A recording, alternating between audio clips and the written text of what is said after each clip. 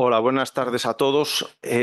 Gracias por asistir, los que estáis aquí presencialmente en el Colegio Notarial, los que estáis virtualmente, en una jornada de la Cátedra de Derecho Notarial en la que pues, vamos a compartir organización, aparte con la Universidad con la Universidad de Oviedo, que precisamente es miembro de la Cátedra de Derecho Notarial, pues en esta ocasión con la Asociación Española de Asesores Fiscales, y vamos a tener un representante de ambos gremios. Vamos a tratar las extinciones de condominio, como bien sabéis, que es una materia que en principio parece muy sencilla. El condominio es la copropiedad o cotitularidad sobre la propiedad o sobre los derechos reales entre una pluralidad de personas de manera proindivisa.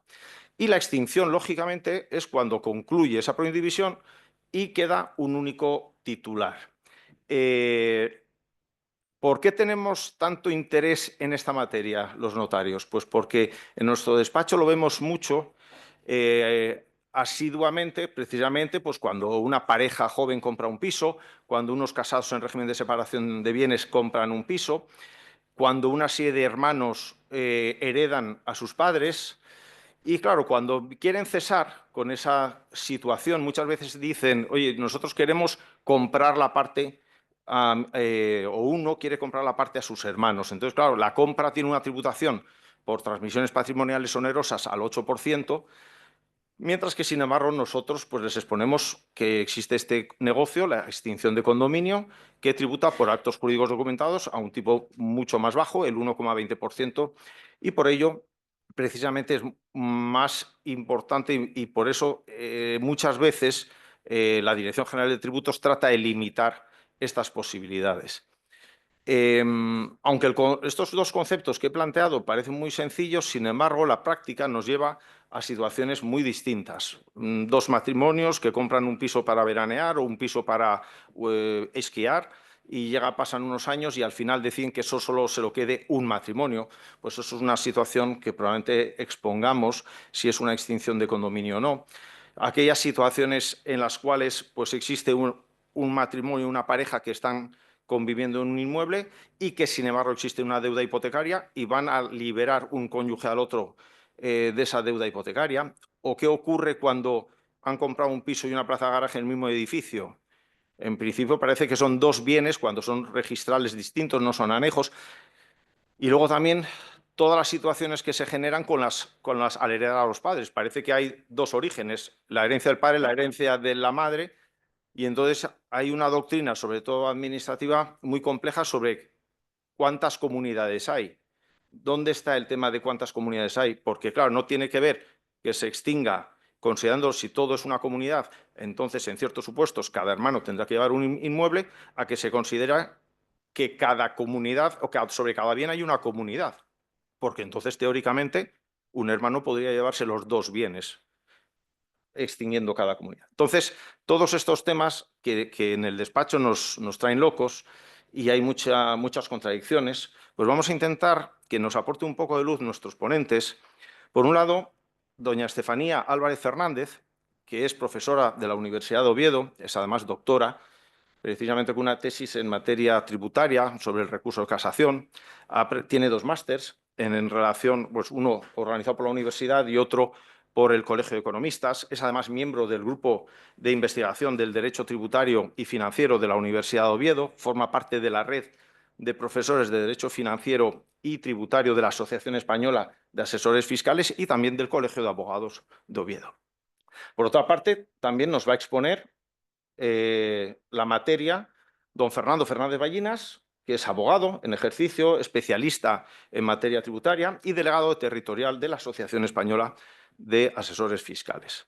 Entonces creo que son dos personas muy cualificadas, especialistas en la materia, que seguro que nos van a aportar mucha luz sobre la misma. La forma de presentar la mesa, en vez de hacer tantas preguntas como en otras ocasiones hemos hecho, por el orden y por la configuración tan distinta que tiene la doctrina del Tribunal Supremo con la doctrina de la Dirección General de Tributos, hemos considerado que cada uno va a exponer una de ellas para que, digamos, la línea, digamos, doctrinal sea más o menos homogénea para cada uno su presentación. Entonces va a empezar doña Estefanía Álvarez examinando la jurisprudencia del Tribunal Supremo y a continuación don Fernando Fernández Ballinas con la doctrina administrativa. Y además, aunque se van a centrar sobre el impuesto de transmisiones y actos jurídicos documentados, que es lo que siempre nos fijamos si tiene que tributar por TPO, por permuta o por exceso de adjudicación o por actos jurídicos documentados, nos van a dar unas pinceladas también en el impuesto a la renta de las personas físicas, que para nosotros también es muy importante, porque aunque nosotros no tenemos que hacer advertencias sobre la materia de IRPF, nos preguntan muchas veces los clientes. Y además siempre tenemos que sopesar los distintos valores que nos ponen encima de la mesa. Por un lado, los valores de adquisición, por otro, los valores de referencia que nos impone la legislación y, finalmente, los valores de transmisión, es decir, el acuerdo entre cónyuges o entre hermanos que vienen ya resueltos antes de llegar a nuestro despacho. Entonces, va a empezar doña Estefanía Álvarez, y a quien cedo la palabra. Muchas gracias por vuestra asistencia y por la colaboración de la asociación.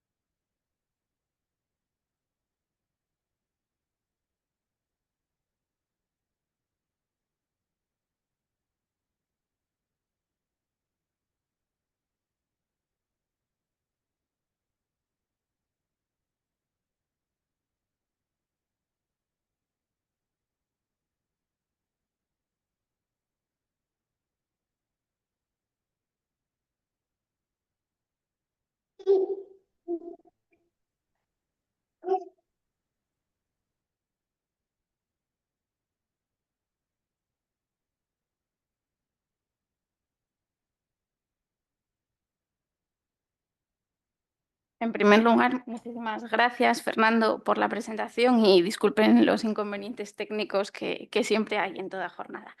Me gustaría comenzar, por supuesto, agradeciendo la invitación de la Cátedra de Derecho Notarial de la Universidad de Oviedo y del Colegio Notarial de Asturias a esta jornada que, mitad en broma, mitad en serio, comentábamos Fernando y yo que cuanto uno más lee, le da la sensación de que menos sabe. Y es lo que efectivamente nos pasa cuando nos enfrentamos a la tributación de la extinción del condominio. En concreto, efectivamente, mi parte de la presentación se centrará en la tributación de la extinción del condominio en el impuesto sobre transmisiones patrimoniales y actos jurídicos documentados, y en concreto en lo relativo a comunidades de bienes que no ejercen actividades económicas. Dicho esto, pese a que soy plenamente consciente de que todos conocemos el marco normativo aplicable, como docente sigo queriendo exponer en primer lugar el mismo. Como sabemos, el artículo 7 del texto refundido de la Ley de ITP y AJD, lo primero que nos dice es que para estar sujeta a la modalidad de transmisiones patrimoniales onerosas tenemos que tener una transmisión onerosa por actos intervivos de toda clase de bienes y derechos que integren el patrimonio de las personas físicas o jurídicas. Y ya nos está diciendo mucho, porque habla de personas físicas o jurídicas, no habla, luego lo veremos, de sociedades de gananciales. Y desde luego también no es menor que haga referencia a la onerosidad. Y aunque nos pueda parecer extraño que recalque ese término, lo cierto es que en los últimos tiempos parece en determinadas sentencias que el Tribunal Supremo se ha olvidado de ese requisito constitutivo del hecho imponible del ITP-AJD. Por eso lo dejo apuntado porque sobre ello hablaremos también en el día de hoy. Y, por supuesto, en el artículo 7.2 se señala que se considerarán transmisiones patrimoniales a efectos de liquidación y pago del impuesto los excesos de adjudicación, salvo cuáles, salvo los que surjan de dar cumplimiento a lo dispuesto en los artículos 821, 829, 1056 y 1062 del Código Civil, que estoy segura que saben mejor que yo y, por tanto, lo veremos al hilo de la explicación. Establecido este marco normativo, lo que hemos hecho es diferenciar varios escenarios. Por un lado, tenemos las disoluciones sin excesos. Cada comunero se lleva lo que le corresponde por cuota y, por tanto, no hay ningún tipo de transmisión patrimonial. No está sujeto la operación a transmisiones patrimoniales onerosas, sí que lo estará a actos jurídicos documentados cuota fija y cuota gradual si se cumpliesen los requisitos establecidos al efecto. ¿Y qué sucede en el caso de las disoluciones con excesos? Lo primero es que estamos ante una única convención. Ya ha quedado claro que aquella doctrina de la Dirección General de Tributos en las que se señalaba que eran dos convenciones está totalmente superada. Hoy en día no hay dudas acerca de que nos encontramos ante una única convención. ¿Dónde están las dudas? En esas disoluciones con excesos, en la que el comunero se lleva más de lo que le corresponde por cuota, siempre veníamos señalando sin ningún género de dudas que si no existía compensación de ese exceso, tributaría como una donación en el impuesto sobre sucesiones y donaciones. Por el contrario, si ese exceso era objeto de compensación, lo haría en el texto refundido de la ley de ITP y AJD. Pues bien, esa doctrina que ya teníamos asumida, quizás tengamos que replanteárnosla al hilo de la sentencia 3083/2022 de 12 de junio. ¿Por qué? Porque, como veremos en la exposición, al ser analizada esta sentencia, el Tribunal Supremo viene a señalar que los excesos de adjudicación están específicamente regulados en el texto refundido de la ley de ITP y AJD y que no se encuentran en el ámbito objetivo del impuesto sobre sucesiones y donaciones. Al respecto, por supuesto que debatiremos si se está queriendo referir a un negocio muy específico o está abriendo la mano por completo. Si así fuera, como hemos visto, los negocios, el acto de disolución tributaría por transmisiones patrimoniales y actos jurídicos documentados, salvo que surgiese de dar cumplimiento a lo dispuesto en el artículo 1062 del Código Civil. En otras palabras, ¿qué es lo que nos ha dicho el Tribunal Supremo? Que la extinción de un condominio en el que se adjudica un bien indivisible a uno de los condóminos que ya era titular dominical de una cuota de dicho bien a cambio de su equivalente en dinero, no está sujeta a la modalidad de TPO, sino que lo estará a la modalidad de actos jurídicos documentados. Eso sí, la base imponible en actos jurídicos documentados cuota gradual va a ser única y exclusivamente la parte adquirida ex novo y no el valor íntegro del bien, como en su día señaló la Dirección General de Tributos. Dicho esto, lo que quiero en esta presentación es sobre todo examinar los presupuestos del 1062 que hacen que haya o no sujeción al impuesto de transmisiones patrimoniales onerosas. Lo primero que nos dice el artículo 1062 es que el bien tiene que ser indivisible. Y como todos sabemos, el bien puede ser indivisible por causas legales, porque lo impida el ordenamiento jurídico, lo puede ser por causas materiales, porque por su naturaleza no es susceptible de división, o lo puede ser por causas económicas o funcionales, porque desmerecería de hacerlo el valor de dicho bien. Dentro de esta categoría, en los últimos tiempos, el Tribunal Supremo está considerando como un único bien, por decirlo así de alguna manera, a las viviendas con garaje, a las viviendas con trasteros, porque efectivamente sí, ahí sí podríamos tener una disminución del valor del bien. Claro, cuando esa comunidad se integra por un solo bien, no hay problema, pero el problema viene cuando en esa comunidad o en varias tenemos varios bienes indivisibles. Ahí la doctrina administrativa no tiene dudas y debemos estar al conjunto para determinar si es posible o no la división. Es decir, el bien en sí mismo puede ser indivisible, pero quizá no lo sea el conjunto.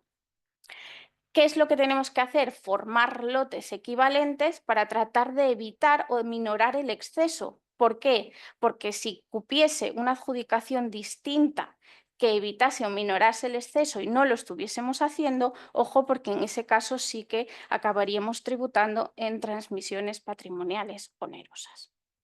Esta doctrina administrativa es seguida por el Tribunal Supremo.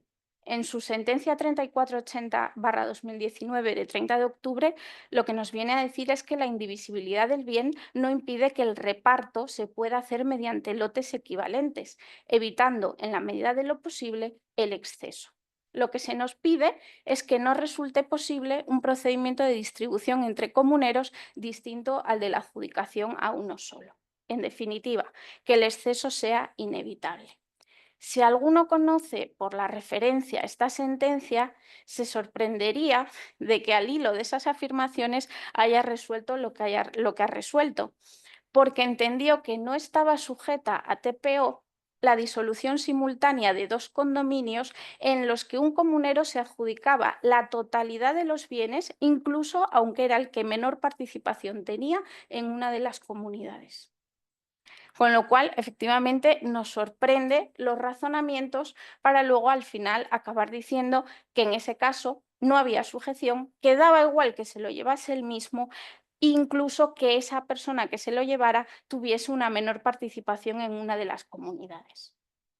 Que lo importante era el fin extintivo y que no había ganancia y no había beneficio. Claro, podemos pensar, ¿está abriendo las puertas el Tribunal Supremo, pese a esas afirmaciones, a que lo importante es que la compensación actúe como elemento de equilibrio y no tanto la formación de lotes? Pues ya me gustaría decir que sí, pero lo cierto es que no.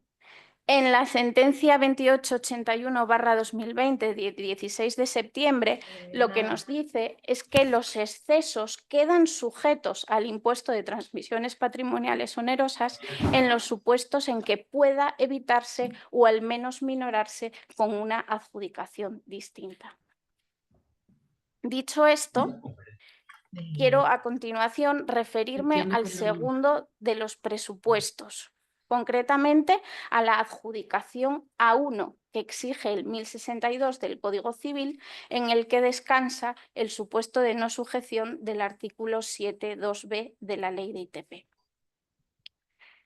Aquí el Tribunal Supremo efectúa una interpretación literal de la norma. El 1062 dice que tiene que ser adjudicado a uno y si no se adjudica a uno, tenemos que tributar por transmisiones patrimoniales onerosas. Eso es lo que básicamente se nos dice en los supuestos de extinción parcial subjetiva del condominio. En la sentencia 2297/2019 de 26 de junio se planteaba el caso de un matrimonio que estaba casado en separación de bienes y sus hijos adquirieron, y junto con sus hijos adquirieron un inmueble a partes iguales. Cada uno tenía el 25% de ese bien. Deciden extinguir el condominio y el inmueble se adjudica a los cónyuges con compensación. En concreto, asumen la deuda hipotecaria que pesaba sobre ese inmueble. ¿Cuál era la pregunta que se hacía aquí? ¿Estamos ante un negocio traslativo de dominio o estamos ante una especificación de un derecho preexistente? Los contribuyentes lo que argumentaban era que efectivamente había una especificación de un derecho preexistente. Y lo que señalaba la Administración es que estábamos ante una transmisión de cuotas que debía tributar por transmisiones patrimoniales onerosas. ¿Qué es lo que resolvió el Tribunal Supremo?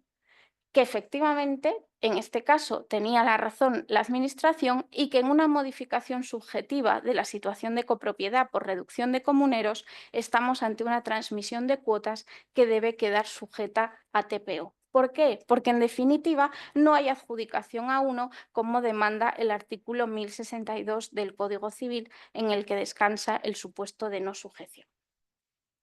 De todos modos, la decisión fue muy reñida, porque solo 4 de los magistrados estaban en línea con esta doctrina. Otros 3 formularon un voto particular en el que vinieron a decir que no, que en estas operaciones en las que realmente se extinguía el condominio y se adjudicaba con compensación, lo que teníamos era una especificación de un derecho preexistente, que no había ningún negocio traslativo de dominio. Y decía muy claramente el voto particular, es una especificación de un derecho preexistente, se extinga la comunidad o se reduzca el número de comuneros.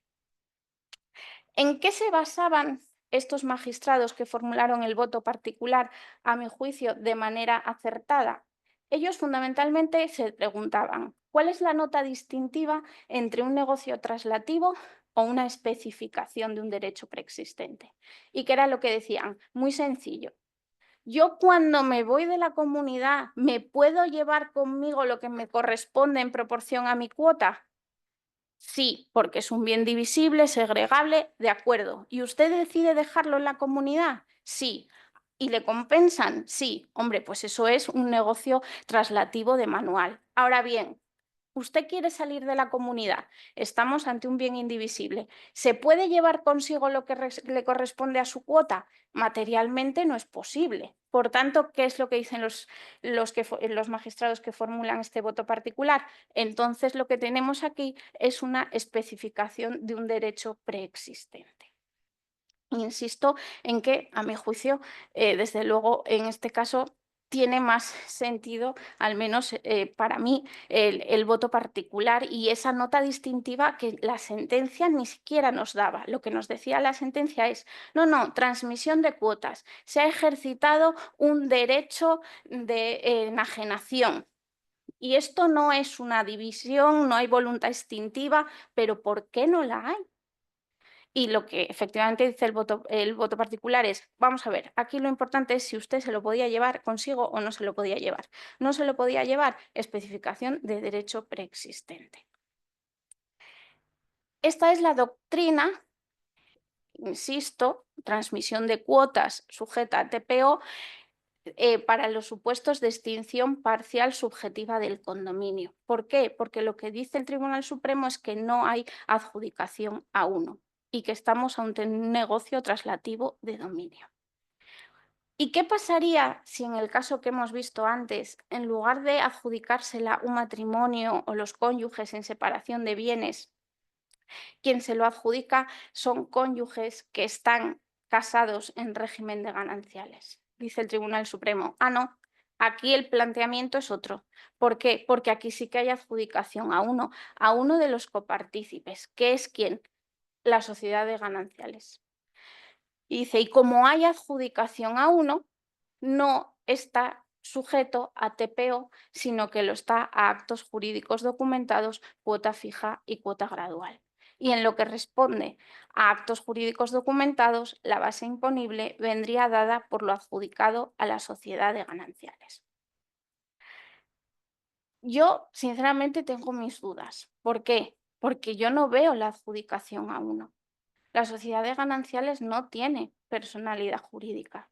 ¿Realmente se ha extinguido la comunidad? Porque yo lo que veo es que sigue habiendo una comunidad de índole germánica según nuestro Tribunal Supremo. Lo cierto es que el razonamiento que sigue no me sorprende mucho, porque todos recordarán probablemente la sentencia sobre aportaciones lucrativas de bienes privativos al patrimonio ganancial, donde dijo que el que adquiría no era el cónyuge no aportante, sino la sociedad de gananciales. Pues en este caso es exactamente lo mismo. Dicen, no, no, es que hay adjudicación a uno porque no son los cónyuges la que se lo lleva es la sociedad de gananciales. Yo he sido muy crítica con esta interpretación porque creo que se ha construido sobre la naturaleza germánica de la sociedad de gananciales, pero se ha obviado lo más importante, que es que no tiene personalidad jurídica y que por tanto no creo, aunque no soy experta en la materia, que se pueda considerar adquirente o transmitente. Y de hecho, si se dan cuenta, el Tribunal Supremo no considera que sea transmitente cuando hay una donación de bienes gananciales, porque ahí lo que nos dice es, no, no, hay dos liquidaciones, una por cada cónyuge. Entonces, unas veces sí y otras veces no. Y lo que también me llama la atención es que si damos por hecho que la sociedad de gananciales es la adjudicataria, se nos plantea otra vez el problema de si la sociedad de gananciales es sujeto pasivo en el impuesto sobre transmisiones patrimoniales y actos jurídicos documentados. ¿Por qué digo esto? Porque en el caso de las aportaciones lucrativas de bienes privativos al patrimonio ganancial, lo que nos dijo el Tribunal Supremo es, no, mire, no puede tributar por donaciones porque la sociedad de gananciales no es sujeto pasivo, es un ente del 35.4 y la ley de sucesiones ni el reglamento contemplan que los entes del 35.4 sean sujetos pasivos. Y yo me pregunto, ¿y acaso lo contempla la ley del ITP y AJD y su reglamento? Con lo cual, creo que el Tribunal Supremo se ha encerrado demasiado en la naturaleza germánica de la sociedad de gananciales, pero discúlpenme, se ha olvidado en parte de que no tiene personalidad jurídica y que por tanto no debería ser ni adquirente ni transmitente. Y por tanto, no debiera, según mi parecer, haber diferencias entre este supuesto y el matrimonio casado en separación de bienes que antes veíamos. Esto por lo que respecta a la extinción parcial subjetiva del condominio. Hemos visto cómo el Tribunal Supremo ha sido no inflexible, pero se ha ajustado estrictamente al tenor de la ley. No ha habido adjudicación a uno, es un negocio traslativo de dominio, tiene que tributar por transmisiones patrimoniales onerosas. En cambio, toda esa inflexibilidad o ajuste al tenor literal de la ley no la ha tenido cuando ha examinado la extinción parcial objetiva del condominio. ¿A qué me estoy refiriendo? A aquellos casos en los que extingo el condominio sobre un bien, pero el resto permanece en proindivisión. En concreto, a este supuesto de hecho se refería la sentencia 4367/2020 de 17 de diciembre.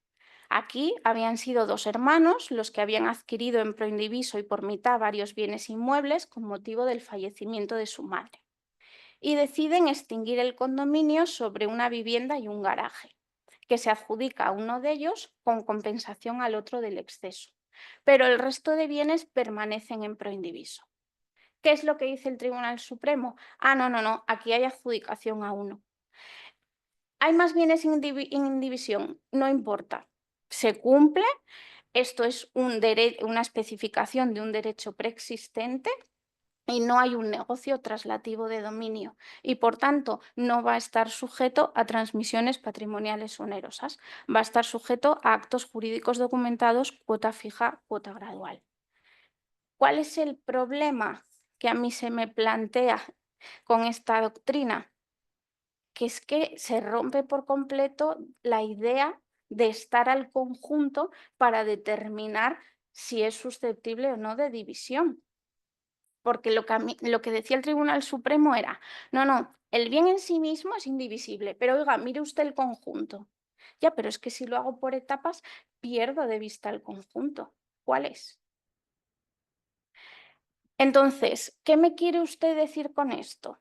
Que si somos dos hermanos y tenemos dos bienes, y si yo lo quiero disolver simultáneamente, me van a decir, no, eso uno se tiene que llevar uno cada uno, porque si no incurre usted en un exceso. ¿Y si lo hago por etapas? ¿Y si disuelvo el condominio sobre uno, que me lo permite el Tribunal Supremo y entiende que es una especificación de un derecho preexistente, y luego ya extinguiré el condominio sobre el otro? Porque lo que ha dicho el Tribunal Supremo es que este impuesto, con razón, es instantáneo. Por tanto, la calificación jurídica no depende de incidencias futuras. Si yo de alguna manera estoy amparando que se pueda hacer esta extinción por etapas, esa doctrina de mirar el conjunto para determinar la división se nos diluye por completo.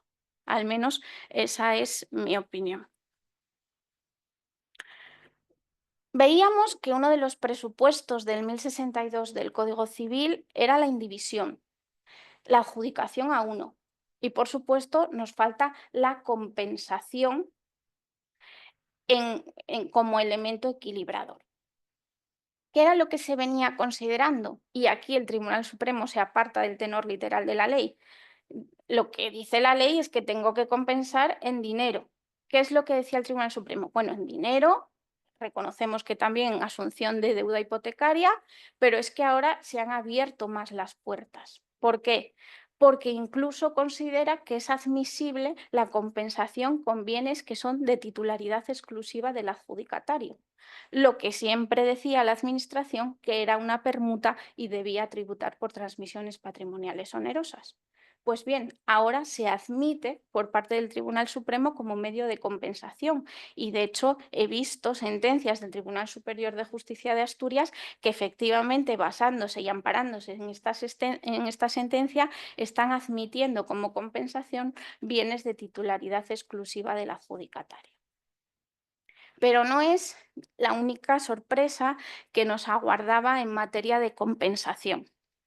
En este caso, la sentencia 3083-2022 de 12 de julio trataba un supuesto en el que debía determinarse si, en el marco de la extinción de un condominio provocado por la disolución del matrimonio, el exceso que se ponía de manifiesto con la adjudicación de la vivienda habitual a uno de los cónyuges, si debía tributar por sucesiones y donaciones o lo debía hacer por el impuesto de transmisiones patrimoniales y actos jurídicos documentados, sin compensación, efectivamente.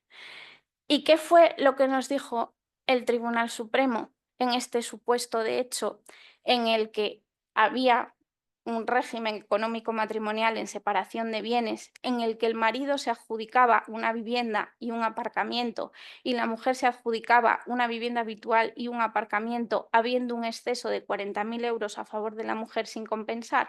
Pues lo que nos dijo fue: desde la perspectiva fiscal, los excesos de adjudicación están específicamente regulados con carácter general, esto es, al margen de que provengan de una disolución o de otras causas de división, en el artículo 7.2b del texto refundido de ITP y AJD, y se excluyen, por tanto, del ámbito del impuesto sobre sucesiones y donaciones.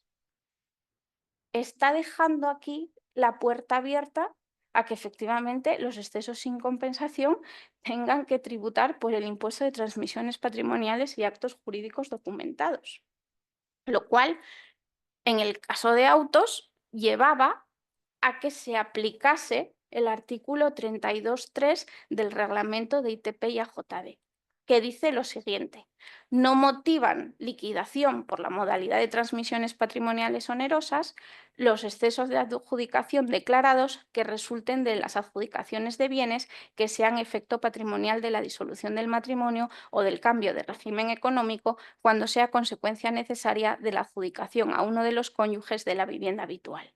¿Qué es lo que nos dice el Tribunal Supremo? Para que se aplique este artículo, los presupuestos son los siguientes: exceso que provenga de la disolución de un vínculo matrimonial, da igual el régimen económico, y que el exceso sea consecuencia de la adjudicación de la vivienda habitual.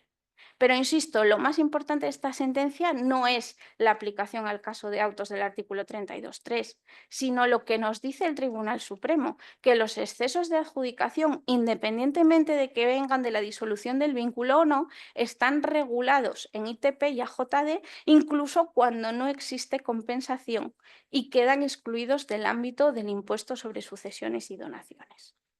Habrá que ver si se confirma esto que realmente aquí nos desliza el Tribunal Supremo, pero, desde luego, si se hace, yo no lo puedo compartir. ¿Por qué? Porque el propio Tribunal Supremo lo que viene a señalar en sentencias numerosas, con razón, es que si no hay transmisión patrimonial onerosa, entonces no resulta aplicable el artículo 7 del texto refundido en ninguno de sus apartados. Pues bien, en esta sentencia, ojo, porque puede estar cambiando la doctrina hasta el punto de decir que los excesos de adjudicación sin compensación tributen por ITP y AJD. No quería finalizar la exposición, aunque efectivamente Fernando se ocupará de ello, sin hacer mención a las disoluciones simultáneas de condominio.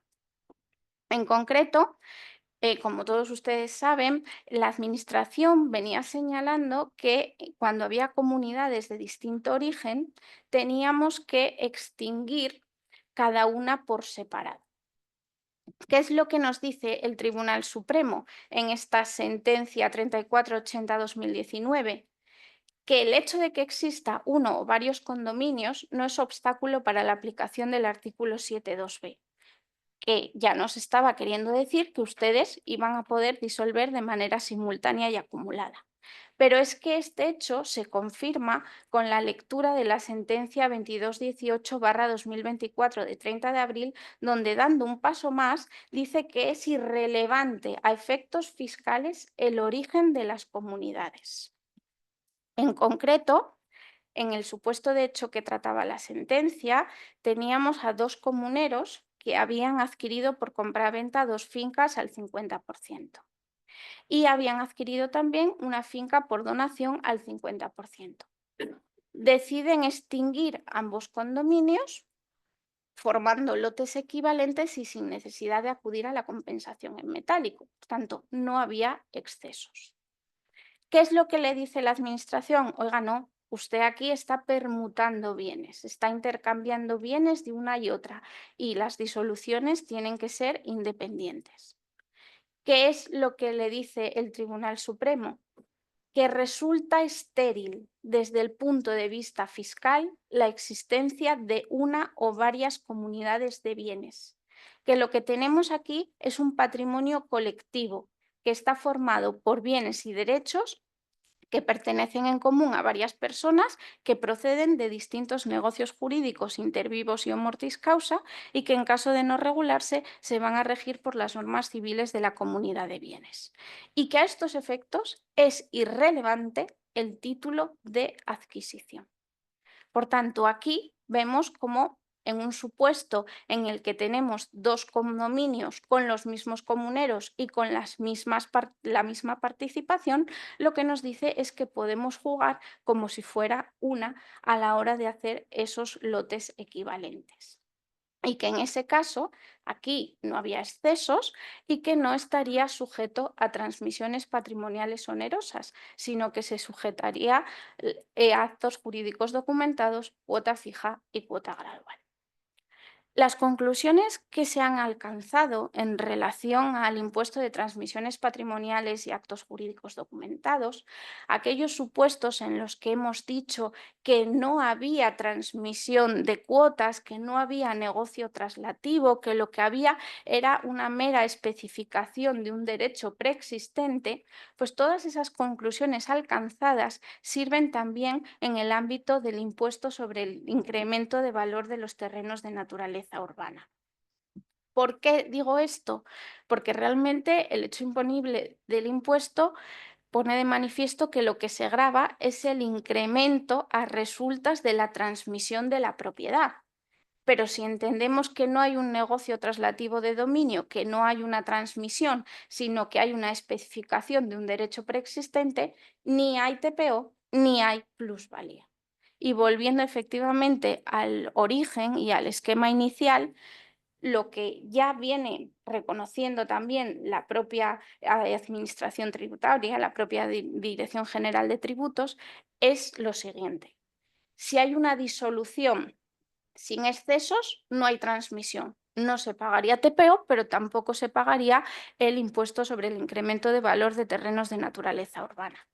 Por el contrario, si hay una disolución con excesos, a priori se devenga el impuesto sobre el incremento de valor de terrenos de naturaleza urbana, salvo que ese exceso surja de dar cumplimiento a lo dispuesto en el artículo 1062 del Código Civil. Por tanto, ITP y AJD y plusvalía van de la mano.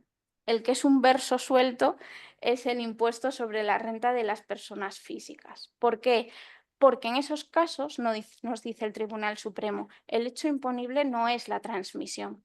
En esos casos, el hecho imponible es la alteración en la composición del patrimonio.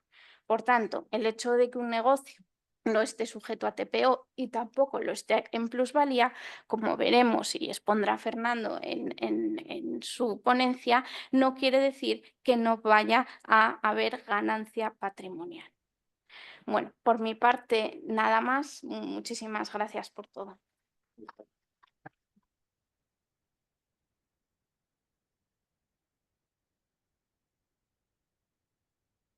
Bueno, pues brillante la exposición, con mucha claridad y además las sentencias todas recientes y ha sido al grano de muchas soluciones que ha planteado ahora el Tribunal Supremo y que efectivamente no casa con mucha de la doctrina que se nos había puesto por parte de la doctrina administrativa que ahora va a examinar Fernando Y entonces, bueno, pues ahora vamos a ver las contradicciones en muchos de estos supuestos que va a plantear don Fernando Álvarez.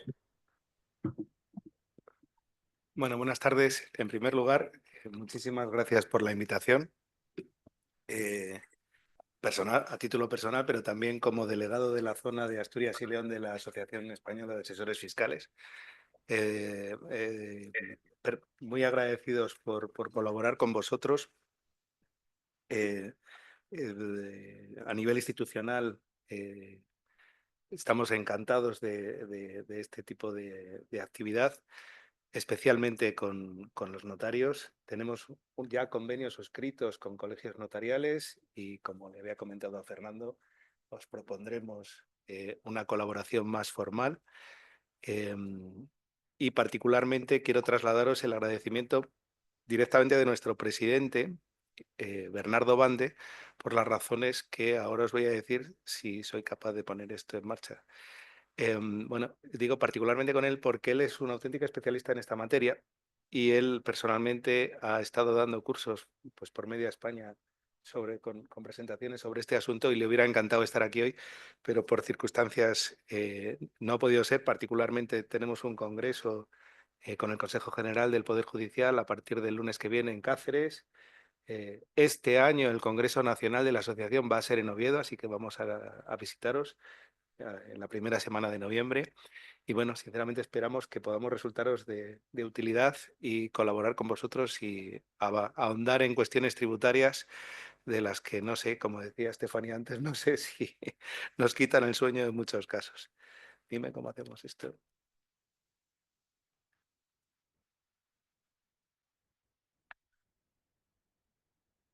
Aquí.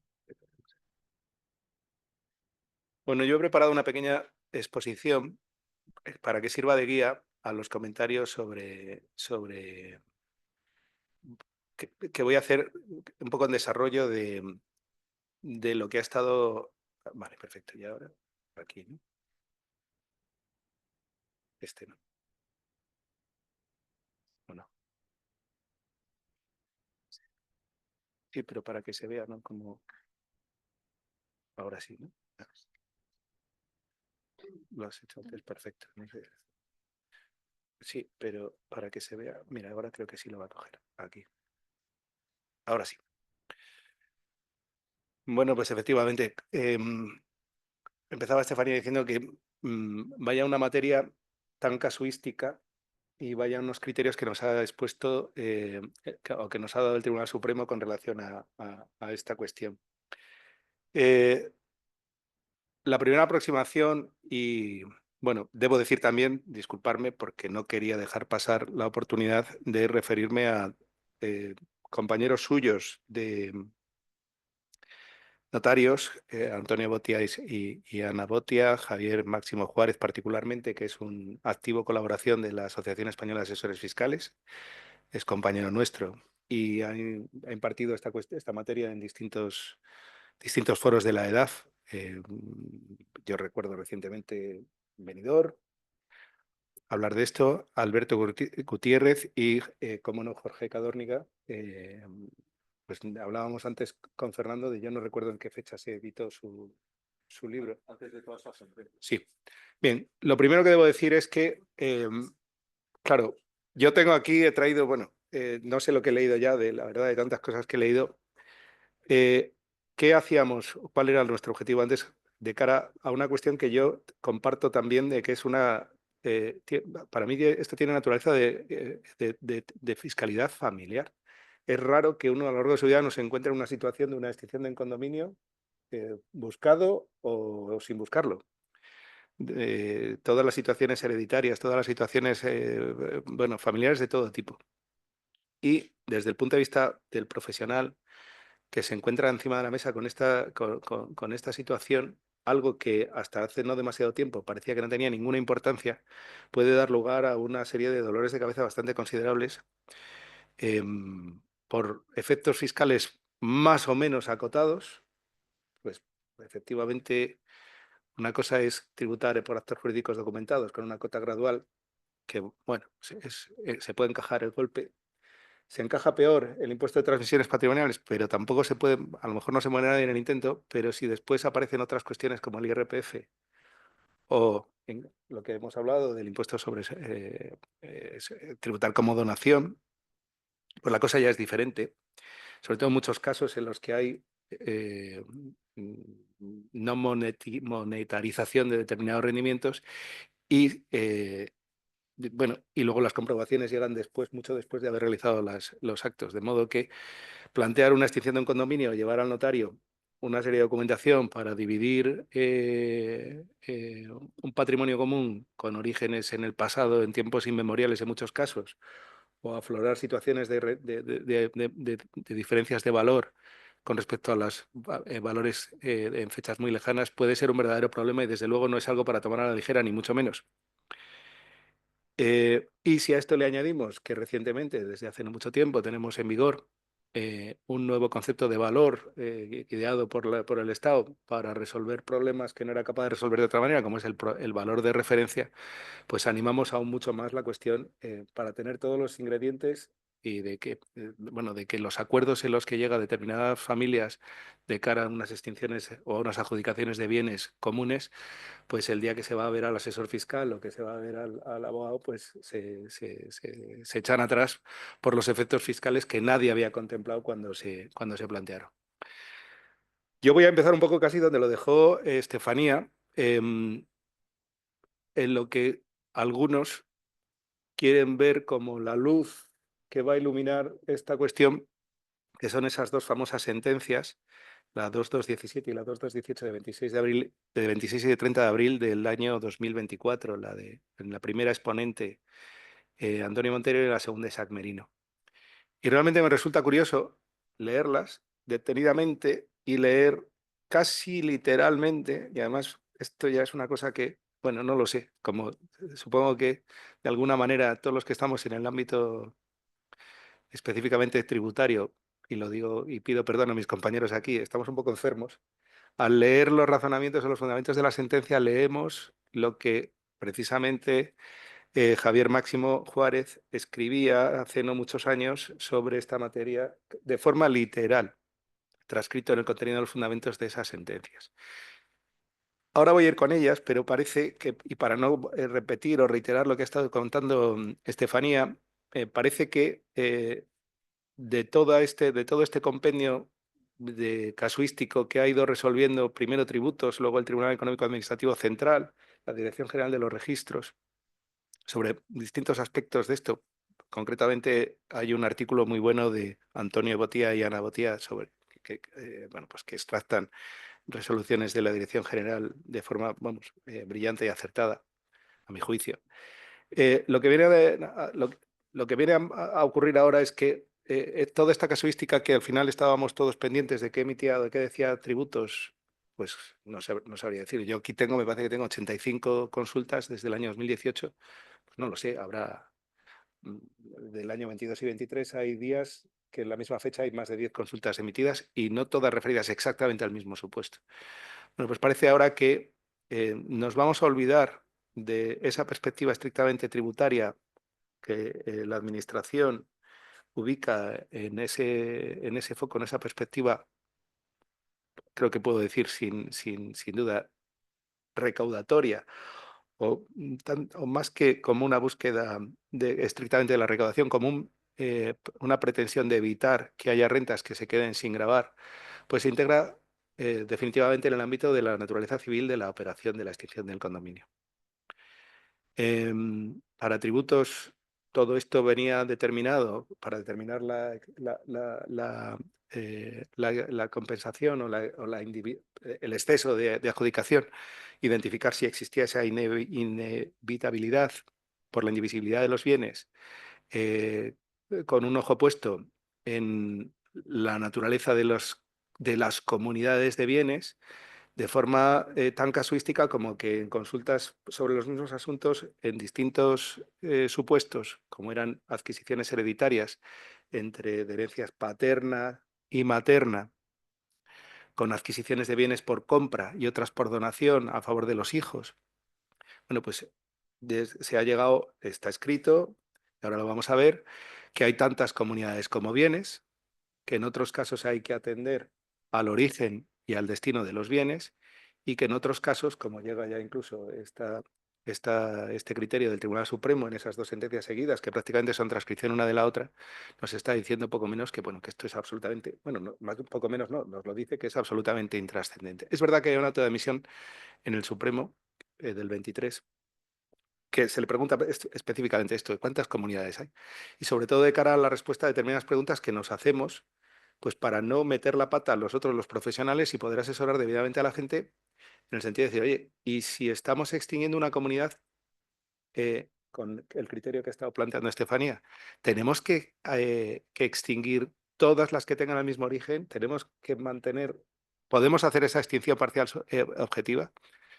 Aquí sí recuerdo, o introduzco la cuestión sobre esta pequeña diapositiva en la que hablo de que ese concepto de comunidad se transfiere íntegramente a la cuestión, al ámbito del derecho civil, esa diferenciación de comunidades en función del origen, y aquí pongo un poco el contrapunto en este criterio que Javier Máximo Juárez expone, yo creo que acertadamente, en cuanto a que, aunque es discutido incluso por otros compañeros suyos, en cuanto a que una comunidad es aquella que tiene los mismos partícipes, que tienen las mismas cuotas y funciona con las mismas reglas de gestión o de administración. Y otra cosa, pues es otra comunidad, pero que no existe ninguna ninguna vinculación ni al origen unívoco, ni a la adquisición simultánea de bienes, ni a la vinculación entre unas adquisiciones y otras para determinar si estamos hablando de una o varias comunidades. El principio general del favorecimiento del fin de los condominios, que así se lee en muchísima literatura de la Administración, en las sentencias del Tribunal Supremo y en los criterios de las resoluciones del Tribunal Económico Administrativo Central, no es más que una consecuencia de la norma civil, del Código Civil. Como Estefanía nos ha contado antes, este concepto de indivisibilidad desde una perspectiva jurídica material y económica o funcional también da pie a que haya determinadas operaciones, que lo vamos a ver después también, preparatorias de esa extinción del condominio que se subsumen dentro de esta. Es verdad que con ciertos matices, pero que esta perspectiva de material y esta perspectiva económica o funcional se ha ido abriendo camino de una forma en la que se interpreta esta circunstancia de cara a identificar ese exceso de adjudicación por esa indivisibilidad que se convierte en ese efecto equilibrador de la compensación en el efecto equilibrador. ¿Y el derecho tributario cómo se aproxima a esto? Pues es verdad, y estas sentencias de las que hablamos lo dice, y ahora lo vamos a leer después muy rápidamente, que dice, mira, en el ámbito tributario no tenemos una estructura jurídica de esta cuestión. Se ha ido desarrollando con las sentencias del Tribunal Supremo, y es verdad que llegamos a las nociones de la comunidad de bienes como sujeto pasivo de determinados impuestos. En la Ley General Tributaria, el 35, nos habla de ellas. El ITP y el AJD se refiere a los excesos de adjudicación. En el IVA hay una sentencia de este año interesante con relación a la valoración o la calificación. Este es otro ingrediente más de los que tú hablabas, de este verso suelto también, con respecto a la identificación como entrega de bienes, de la cesión derivada del acto extintivo, que no es un traslativo de dominio, sino declarativo de concreción del derecho abstracto, con un voto particular también de Navarro Sanchís, digamos que como mínimo muy agudo, por no decirlo de otra manera. Y se pretende ver en ello, yo tengo mis dudas, pero me apunto, obviamente, como no, a una intención o a una neutralidad fiscal en la extinción de condominio. Claro, como decía antes, los que nos dedicamos al ámbito tributario estamos un poco, y digo los que nos dedicamos en la práctica profesional, estamos un poco mal, ya estamos un poco enfermos. Entonces aquí ya vemos las cuestiones de la neutralidad casi un poco como si estuviéramos hablando incluso de las operaciones de reestructuración empresarial. En fin, realmente hablamos de una neutralidad fiscal, es decir, es lo que se busca, se trata de eso, se trata de que estas operaciones de extinción de condominio, como quiera que están específicamente favorecidas y casi queridas en el ordenamiento por el derecho de cualquier comunero a separarse de la comunidad, realmente debe hacerse desde la perspectiva de la neutralidad, y de ser positiva o afirmativa la respuesta, entendemos quizá con buen criterio, el criterio que está utilizando, a donde está llegando el Tribunal Supremo en muchas de sus resoluciones. Efectivamente, lo que decía Estefanía, lo comparto plenamente. Lo que está haciendo el Tribunal Supremo es integrar esa naturaleza jurídica del negocio por el que se lleva a cabo la extinción del condominio para establecer el supuesto de que no está sujeto. Es decir, la sujeción es la transmisión onerosa de cualquier elemento, y asimilando a la misma en el artículo 7.2 los excesos de adjudicación, de los que excluye en los derivados de la indivisibilidad con referencia a estas normas, que en realidad lo que son no es otra cosa que las que vienen de aplicación por la partición de la herencia. Bueno, pues efectivamente, si tenemos una comunidad que extinguimos o se disuelve sin ningún exceso de adjudicación de ninguna clase, pues aquí parece que no tenemos ningún problema. Todas se fijan en esa sentencia de 28 de junio del año 99, en la que se habla de ese derecho, de esa concreción de ese derecho hereditario abstracto, en la famosa frase que viene a decir algo así, que como paradójicamente para dividir un bien, paradójicamente la única forma de división es su no división y su adjudicación a uno, y de ahí surge como un carácter de equilibrador ese derecho o esa compensación, que es lo que da pie a no hablar de transmisión, y de esa no transmisión pues no hay más que seguir el hilo para llegar a la conclusión de que no hay transmisiones patrimoniales y no hay plusvalía municipal, no hay impuestos sobre el incremento de valor de los terrenos de naturaleza urbana. Luego ha llegado el IRPF, y lo del IRPF ha llegado contra todo pronóstico en algo que parecía que también estaba muy bien analizado. Había una sentencia que dio pie a la famosa sentencia del Tribunal Supremo, una sentencia de Valencia, y claro, por eso que decía yo antes, esa asociación de ideas, Bernardo van desde Alicante, Javier Máximo está en Valencia, en fin, nuestro querido Tribunal Superior de Justicia de Valencia ya podían estar, ya nos gustaría que fueran subiendo al Tribunal Supremo con más frecuencia. Y nos tumbó, nos enseñó una perspectiva que en muchos casos, y empezando por mí, consideraba que estaba, bueno, yo personalmente alineaba la tesis de que no había estos incrementos de patrimonio, que luego vamos a ver, y el alcance que tienen, con lo que yo, bueno, simplemente voy a exponer, más allá de que, como en casi todas estas cosas, tengo mis dudas. De entrada voy a manifestar que siempre que hay dinero hay IRPF, lo cual parece que entendemos todos de forma intuitiva o natural. Bien, generalmente el exceso de adjudicación compensado va a tributar por AJD. Vale. Efectivamente,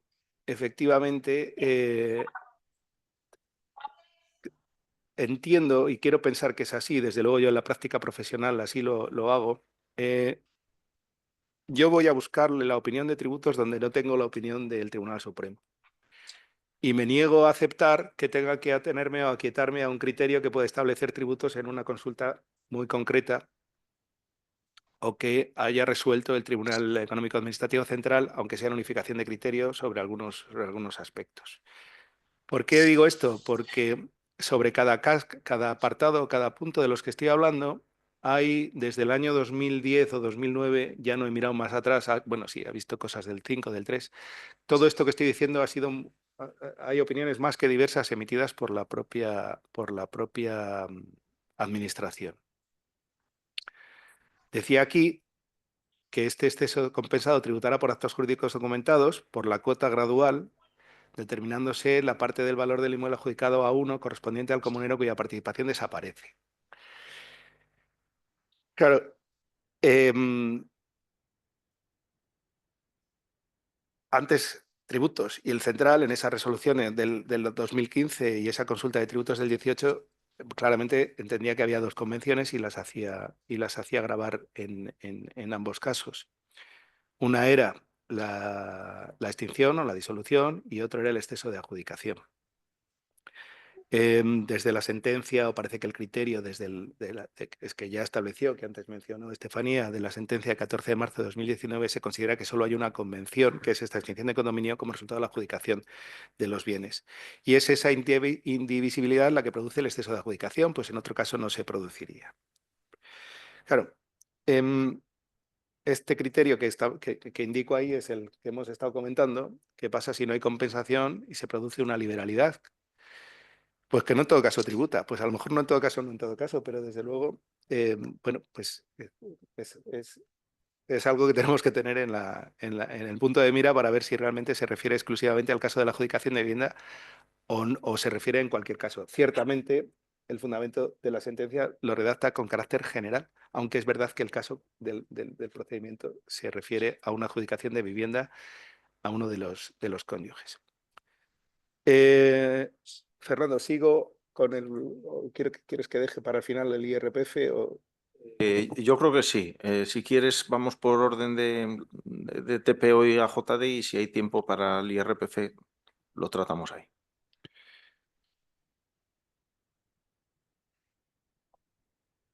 Bueno, me refería antes a estas dos sentencias, las de 26 de abril y 30, las de 26 y 30 de abril del 2024. Efectivamente, se trata en los dos casos de dos hermanos titulares al 50% de bienes inmuebles adquiridos por distintos títulos en distintos momentos y que exista vinculación entre las adquisiciones. Aquí he transcrito lo que dicen estas sentencias casi por compararlo después con, y aquí lo tengo también, lo que ha escrito Javier Máximo sobre este tema, y parece que uno u otro se han estado leyendo, porque han dicho lo mismo. El derecho tributario no ofrece, y cuando digo lo mismo digo literalmente lo mismo, y el derecho tributario no ofrece un concepto propio de la comunidad de bienes, ni tampoco existe en las normas fiscales un tratamiento general y completo de la disolución o extinción del condominio, de suerte que caso a caso la jurisprudencia ha ido desarrollando una doctrina a propósito sobre la base de la regulación ofrecida por el derecho civil. Resulta estéril, como antes apuntaba ya leyendo esta parte del fundamento, desde el punto de vista fiscal, la polémica que sugiere la parte recurrida sobre la existencia de una o varias comunidades de bienes, en tanto que, como apunta la parte recurrente, dentro del ámbito civil se reconoce también el llamado patrimonio colectivo, en el que un patrimonio conformado por bienes y derechos pertenecientes en común a varias personas, procedente de distintos negocios jurídicos intervivos y o mortis causa, que en caso de no regularse especialmente, como en algunos supuestos, se rige por las normas civiles propias de la comunidad de bienes, sin que al efecto sea relevante ni el título de adquisición, ni si se conformó mediante negocios jurídicos simultáneos o sucesivos. Claro, pues muy bien, pues estupendo.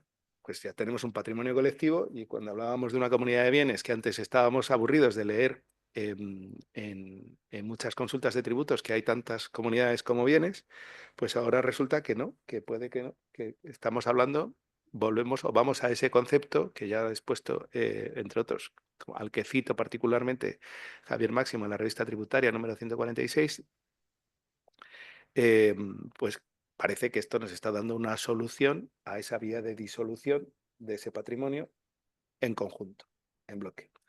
Con lo cual, a donde va el Supremo es a decir, bueno, pues si el negocio que realmente han llevado a cabo los contribuyentes no era otro que la extinción de la comunidad, es a ese negocio al que debemos fijarnos, valoramos si en su conjunto se han producido adjudicaciones equiparables y proporcionales a su cuota de participación, y de ser así, si existen excesos de adjudicación que son inevitables por la naturaleza de los bienes, pues no hay ningún problema. Ya estamos hablando de que esto está dentro del ámbito está no sujeto a transmisiones patrimoniales, no hay transmisión, aplicará en su caso la cuota gradual del acto jurídico documentado, no habrá y no estaremos ante el caso del incremento de valor de los terrenos de naturaleza urbana, no habrá plusvalía municipal, y el IRPF me lo dejo para luego, porque ese sí que tiene su gracia. Claro, yo creo que aquí se está viendo en esta sentencia algo que todavía no dice, aunque parece que se ha recibido con mucho interés. Obviamente, entiendo que al leer esto, parece que lo ha escrito el propio comentarista de esta sentencia, parece que le da carta de naturaleza a ese criterio que viene manteniendo de que estamos ante una única comunidad cuando hay esa triple identidad de partícipes, de cuotas y de reglas de organización con independencia del origen de la propiedad. en realidad lo que está hablando el Supremo, si va leyendo la sentencia, no dice tanto como parece que quiere decir, porque lo que viene a decir es que hay más de una comunidad, y estamos hablando de otro supuesto, de una disolución de distintas comunidades, digamos, de una sola vez, a la que le da ese manto que, como diciendo que le da exactamente igual que sea una, que sean varias, y lo que se está haciendo es extinguir la comunidad. Pero parece que esto va un poco más allá se lee o se quiere leer ahí también que está dando carta de naturaleza a las extinciones parciales subjetivas, en las que es un comunero el que se va, y que parece que estaríamos hablando de ese título extintivo exactamente igual, siempre y cuando el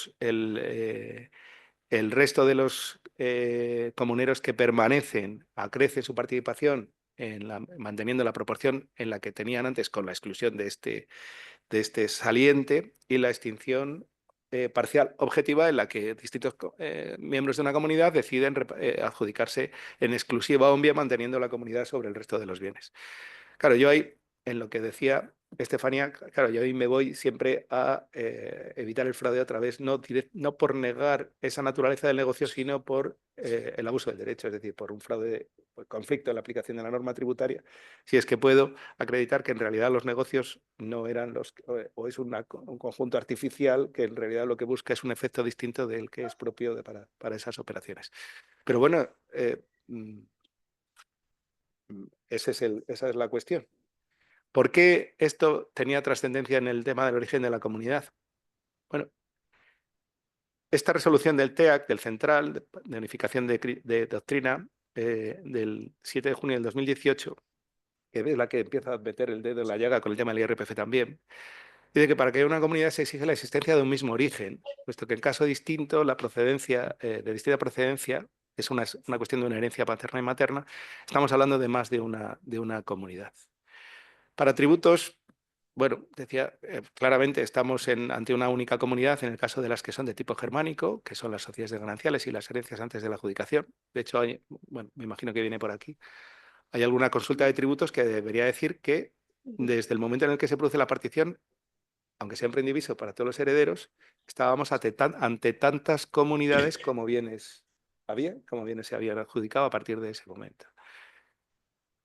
Obviamente hablamos de las comunidades de bienes no de carácter empresarial, pues porque efectivamente tributos no tiene ninguna duda y no tiene ningún problema en admitir que en el momento en el que se hacen las declaraciones censales, se obtiene el CIF y se indican ahora ya en los modelos de declaración censal las referencias catastrales de los bienes inmuebles que se integren en la comunidad, que normalmente van acompañadas de un escrito que se dirige a la oficina liquidadora del impuesto de transmisiones para la operación societaria de constitución, pues a partir de ahí claramente no hay, o al menos hasta ahora no parece que haya ninguna duda en que eso es una comunidad de bienes, y si se van incorporando bienes a la misma, pues efectivamente forman parte de la misma, aunque el título no sea original único, sino que sean distintas.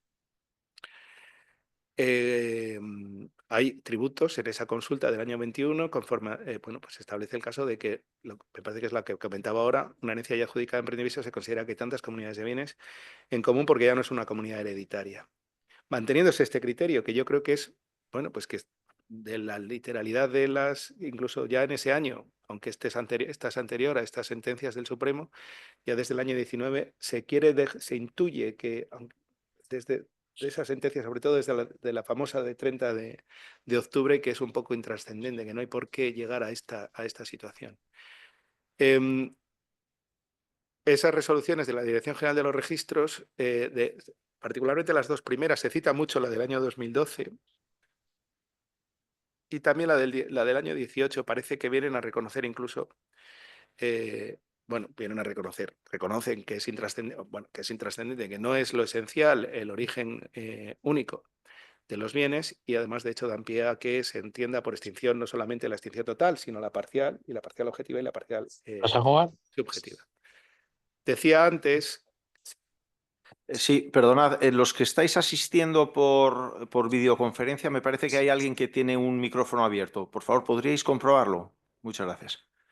Es para cerrarlo, gracias. Decía antes que hay un auto ese que menciono del Tribunal Supremo el año 23, que admite a trámite un recurso de casación precisamente para determinar la existencia de un condominio o de varios sobre una pluralidad de bienes en función del origen único plural de esa participación común. Claro, ya comentaba antes, pues si nos encontramos ante supuestos de una... Claro, es que no sé, al final el planteamiento es tan casual que no sé cuál es la mejor solución de cara a una disolución, a una extinción, precisamente ante la situación de indivisibilidad de determinados elementos, porque si tenemos en cuenta, si la respuesta es que hay una única comunidad por cada bien, pues lo tenemos muy fácil. Se lo va a adjudicar siempre uno.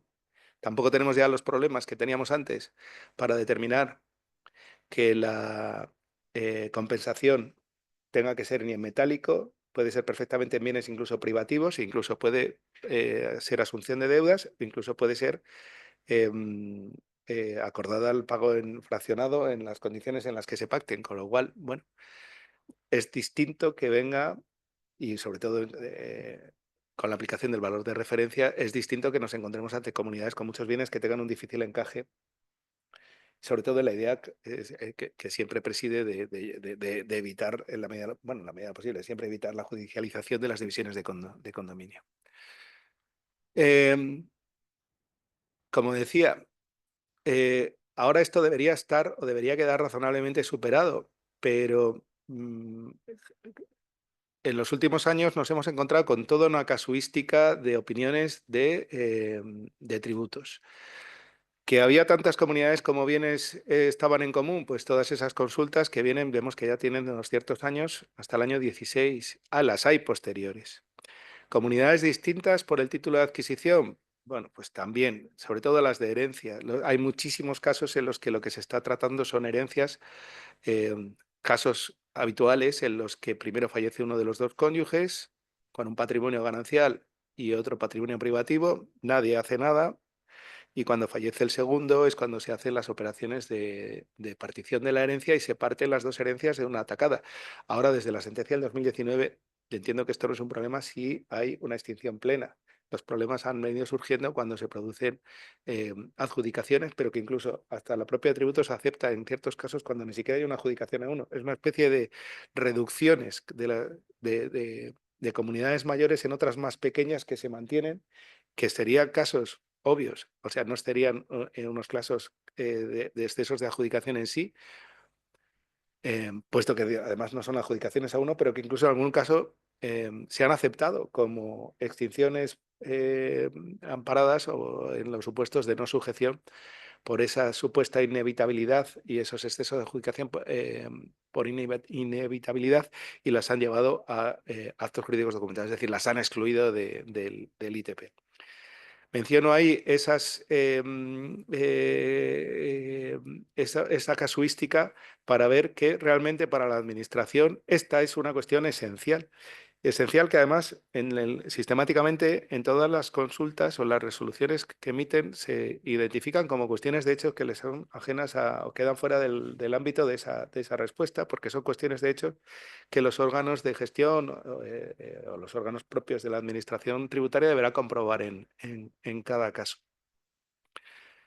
Bueno, de hecho, sugiero que no se haga porque ya no tiene mucho sentido, pero leer todas las resoluciones o todas las consultas a partir de las sentencias del año 19 tiene un punto entretenido en el sentido en el que Tributos quiere mantener su criterio y viene a reconocer que dice, bueno, lamentablemente desde las sentencias del Tribunal Supremo, aunque no compartimos su criterio, debemos evacuar esta consulta de esta manera, obviamente plegándose al criterio del Supremo, que no en todos casos ha sido así, en todo caso ha sido así incluso con respuestas o resoluciones posteriores a sentencias claras, resolviendo situaciones, o sea, resolviendo de forma contraria radicalmente a ello. Y es el caso de esta consulta, la 724 del 23 de 24 de marzo, la extinción de un condominio de hermanos sobre una vivienda con adjudicación a uno por indivisibilidad que se va a compensar con la dación en pago de un bien privativo. Bueno, esto parecía que lo teníamos superado, más allá de que nos hubiera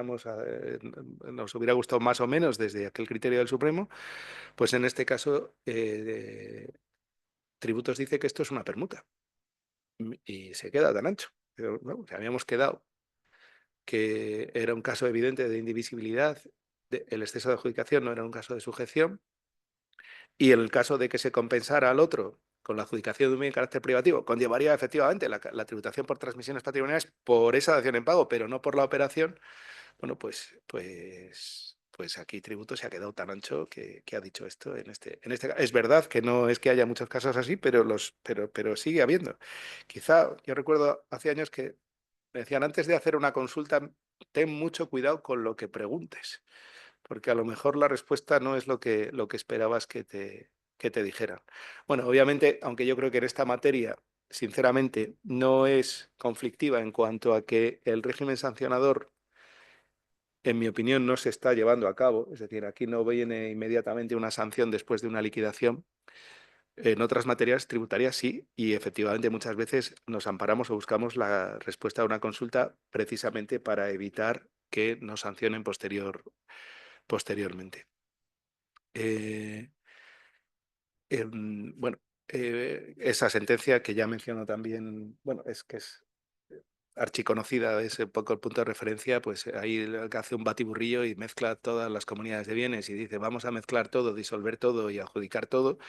Y como es clara la intención de extinción, pues esto no va a tributar. Y ya está. Claro, uno de los casos donde más se van a producir comunidades es en el ámbito pues, matrimonial, bien sea en el régimen de gananciales o bien sea en el régimen de separación de bienes. ¿Qué peculiaridad de entrada tiene el régimen de gananciales o la sociedad de gananciales de cara a la extinción del condominio? Pues que es el único caso. Bueno, es el único caso, pero ya menciono, hay una sentencia del TSJ de Cataluña. Es el único caso en el que para determinar el lote, lo que le corresponde a cada uno, se tiene en cuenta el patrimonio ganancial o el haber ganancial neto, es decir, activo y pasivo, que no se tiene en cuenta o no debería tenerse en cuenta en el caso del régimen de separación de bienes. No debería tenerse en cuenta, pero se tiene. Esa sentencia de María Belleira, también colaboradora activa de la EDAF, pues ha establecido claramente que no hay un incremento por un exceso de adjudicación en ninguno de los cónyuges, puesto que no se produce desequilibrio patrimonial en una adjudicación de bienes en las que se considera, bueno, se tiene en cuenta el pasivo que hay el pasivo común que tiene, que existe. En liquidación de gananciales, bueno, pues está cubierto por la exención en esa tributación, está cubierto por la exención del 45.1b3 de la Ley del Impuesto de Transmisiones, que abarca a todos los supuestos o todas las modalidades del impuesto, que solo se aplica por el 32.3 del reglamento a los excesos de adjudicación que resulten de la disolución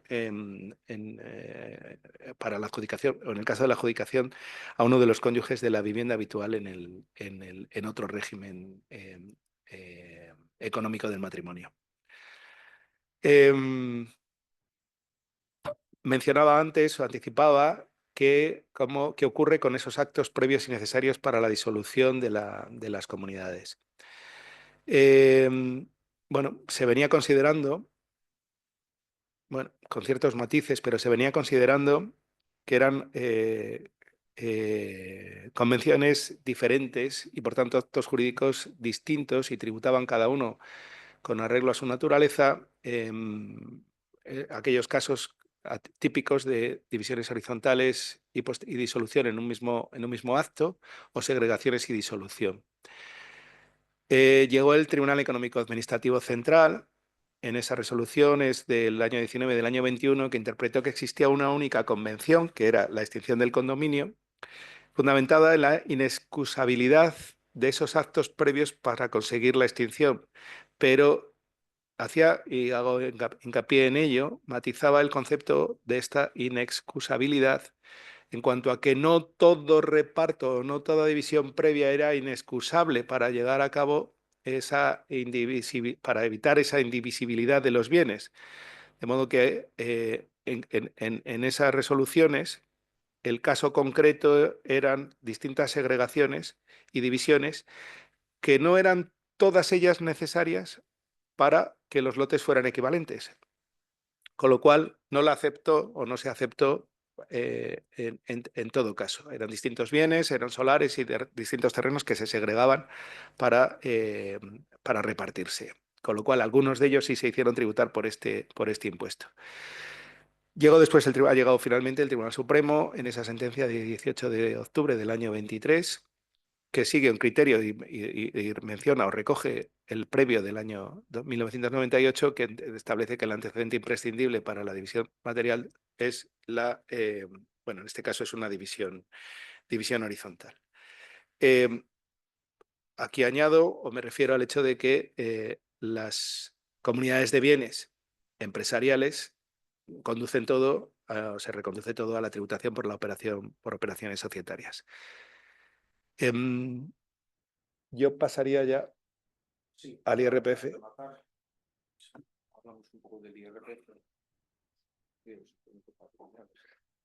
Bueno,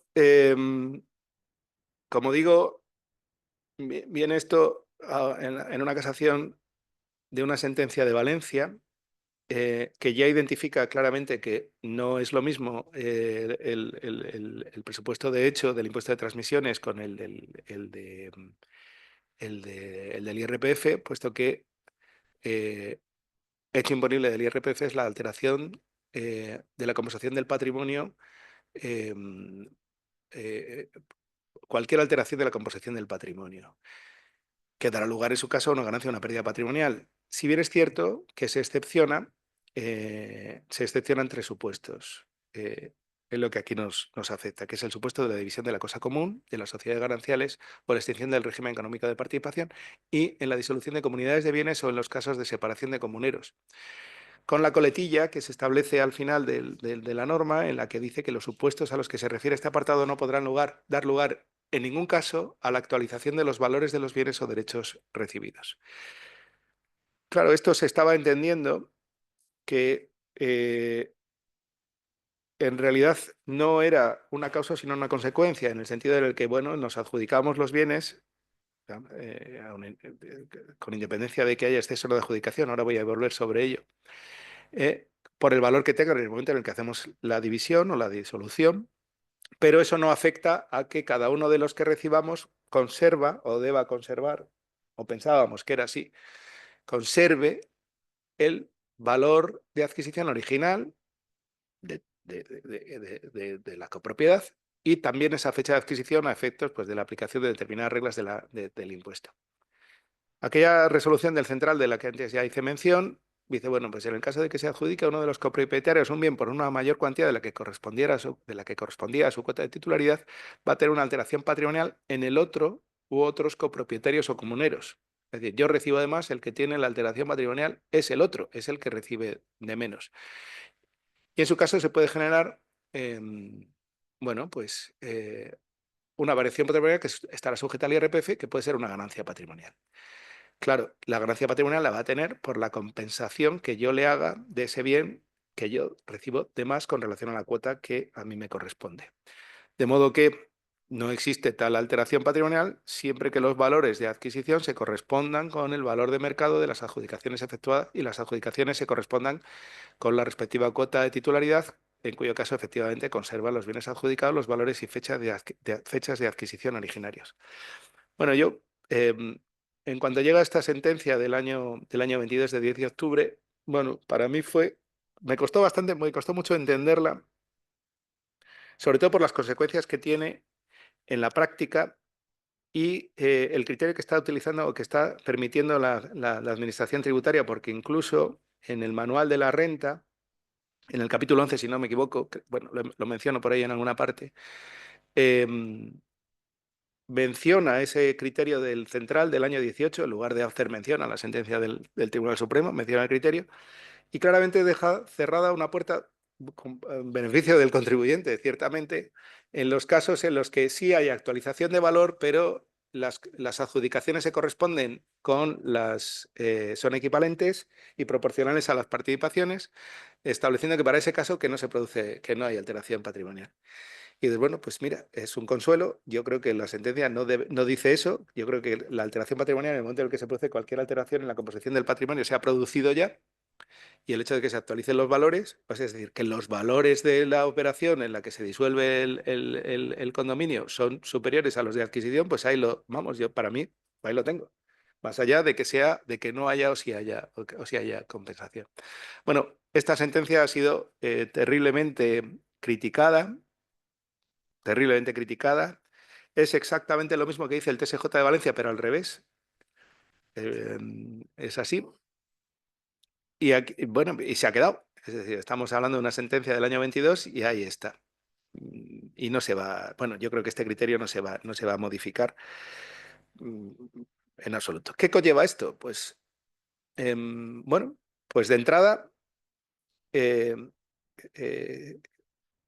que toda disolución de un condominio en el que haya un único bien va a tributar en IRPF, eso seguro.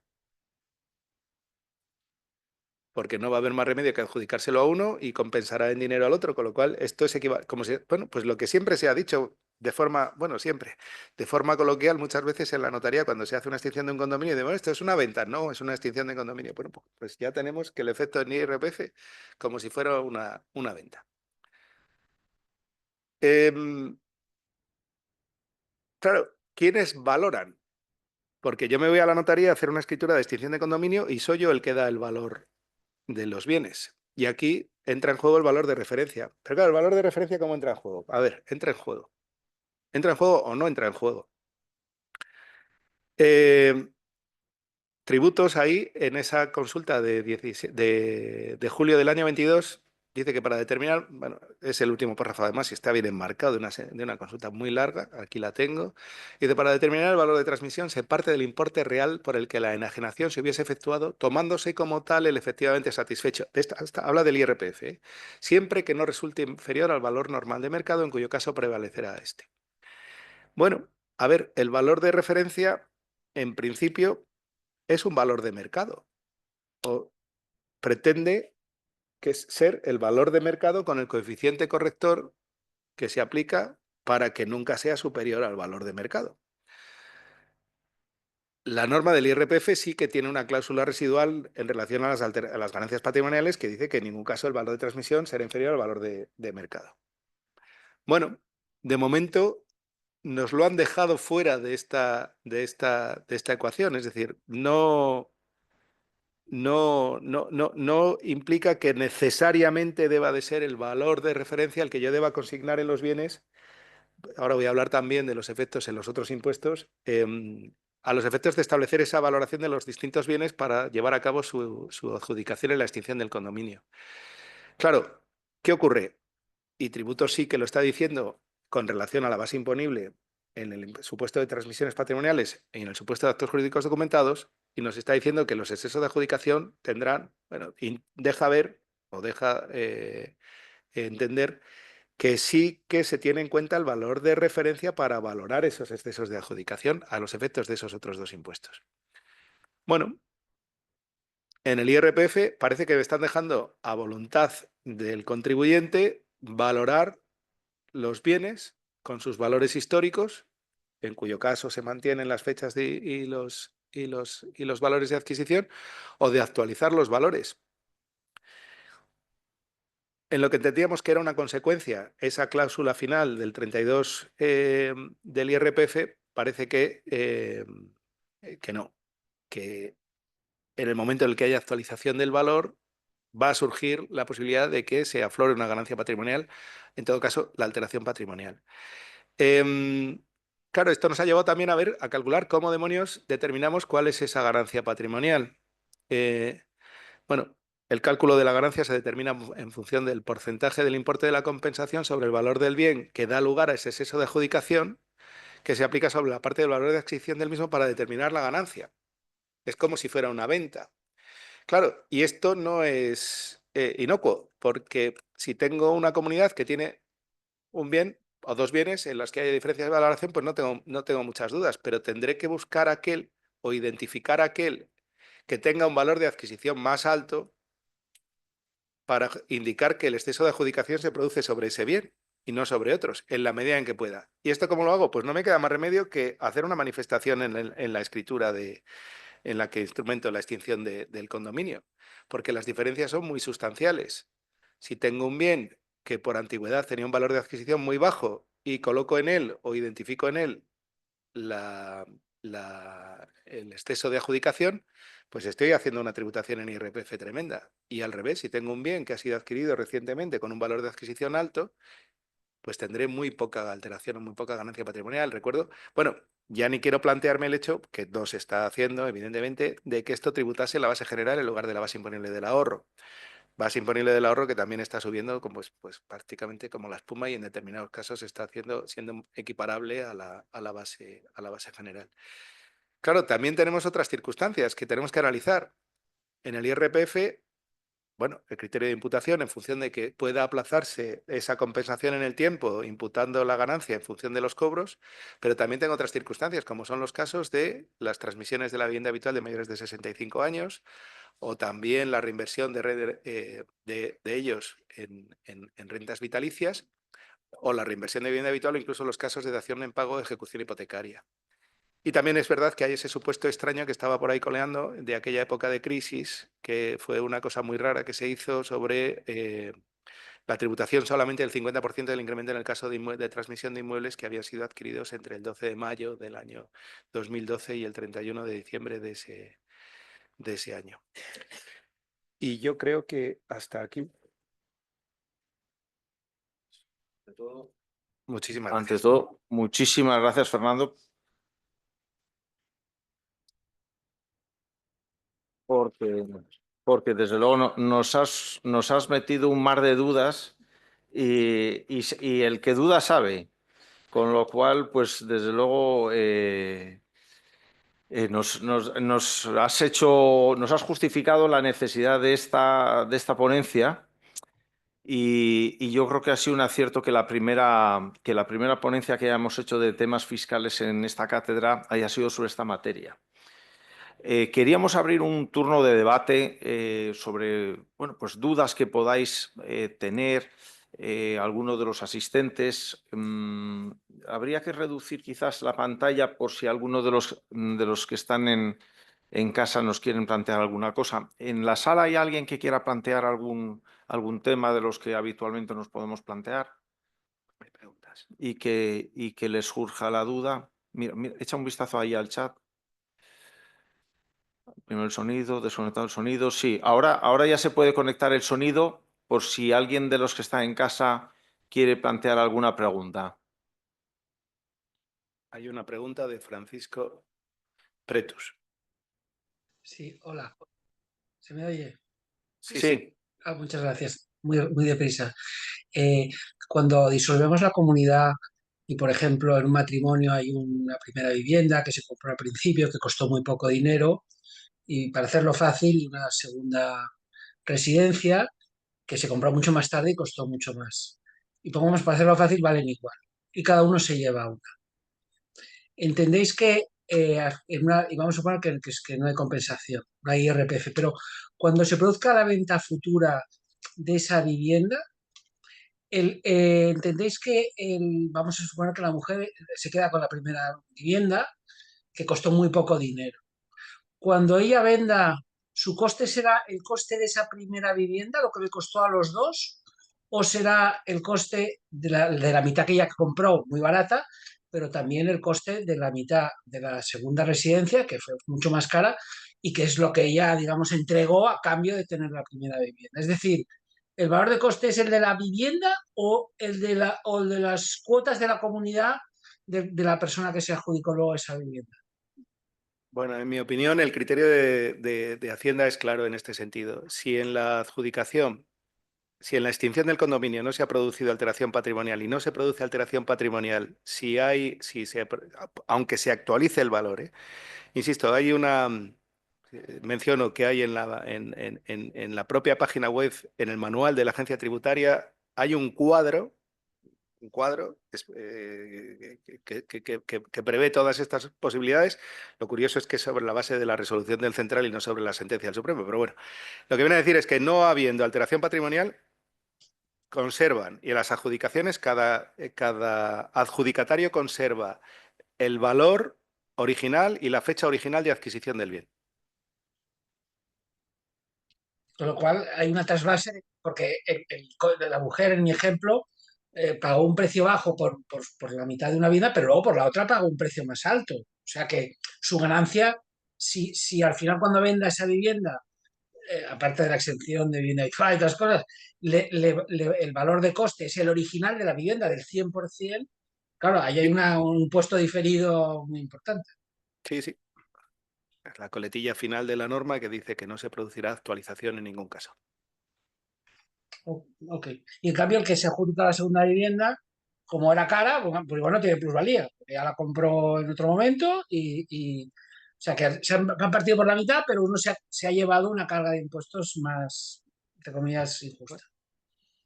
Muy bien, muchas gracias.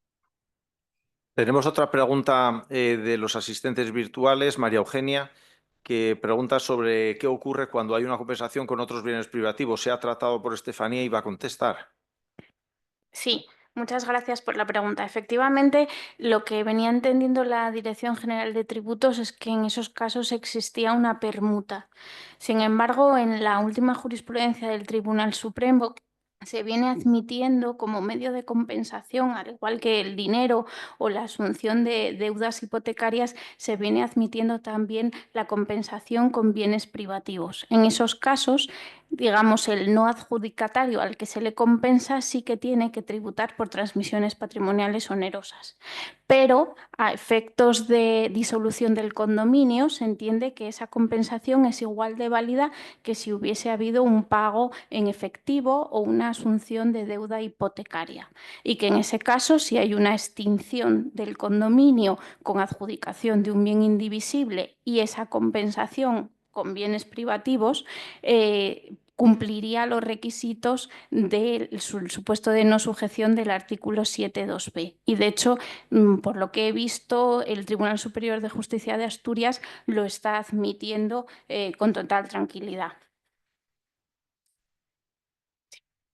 Y solo por cerrar el círculo de esa dación en pago, el que hace la dación en pago va a tributar, va a tener una alteración patrimonial en su IRPF que determinará en función del valor de esa dación y su valor de adquisición y fecha, y habrá plusvalía municipal en su caso.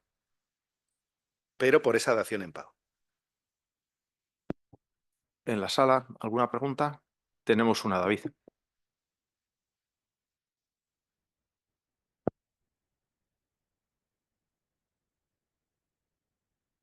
No, por bien los que están fuera. Entonces, te va a dar el micrófono para que te puedan oír ellos. Gracias.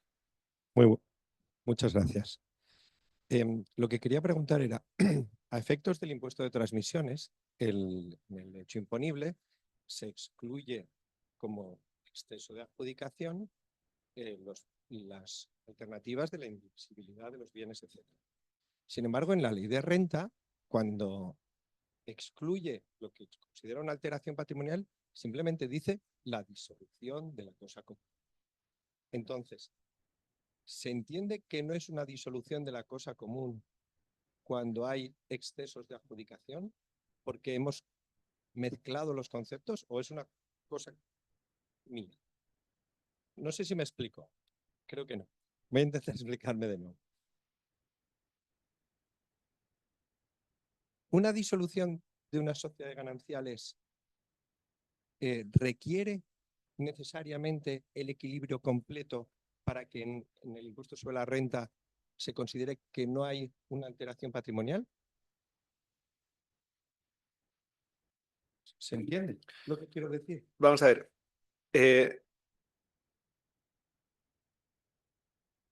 El exceso es consecuencia de la indivisibilidad inevitable en el acto extintivo.